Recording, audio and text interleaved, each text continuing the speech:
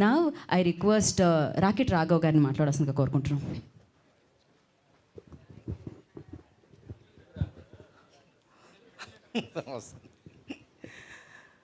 Media వారందరికీ నమస్కారం అండి.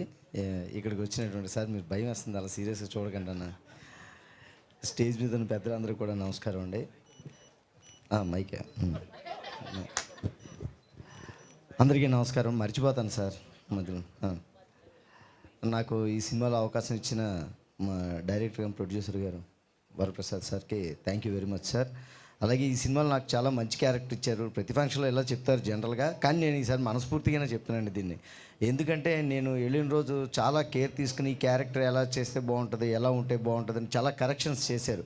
హెయిర్ స్టైల్ మారుద్దామా, గెడ్డ ఉంచుదామా తీసేద్దామా, మేసం ఉంచుదామా తీసేద్దామా, అసలు ఈడు ఉంచుదామా తీసేద్దామా, ఇలా చాలా రకాలుగా ఆలోచించి చివరిగా నాకు అవకాశం ఇచ్చారు. అమ్మయ్య అనుకున్నాను, థ్యాంక్స్. ఎందుకంటే ఒక పూట టైం తీసుకుని చాలా సరే ఇలా బాగుంటుందిలే అలా క్యారెక్టర్ మీద ఫోకస్ చేసినప్పుడు ఆ క్యారెక్టర్ ఖచ్చితంగా పండుతుందండి. డైరెక్టర్ గారు ఫోకస్ చేస్తే అలాగే నాకు ఫోకస్ చేసి క్యారెక్టర్ డిజైన్ చేసి చాలా మంచి అవకాశం ఇచ్చారు. అలాగే రక్షిత్ గారు ఆ నెక్లెస్ గొలుసు పాటతో అన్ని ఊళ్ళల్లో అందరి మనసుల్లోకి వెళ్ళిపోయారు.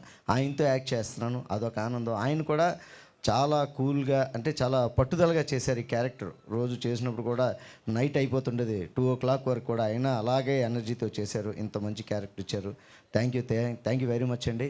మీ మీడియా వారి సహకారంతో, ఆడియన్స్ సహకారంతో మరి ఈ ఆపరేషన్ మీ సక్సెస్తో ఈ ఆపరేషన్ గ్రాండ్ సక్సెస్ అవ్వాలని నేను కోరుకుంటున్నాను అండి.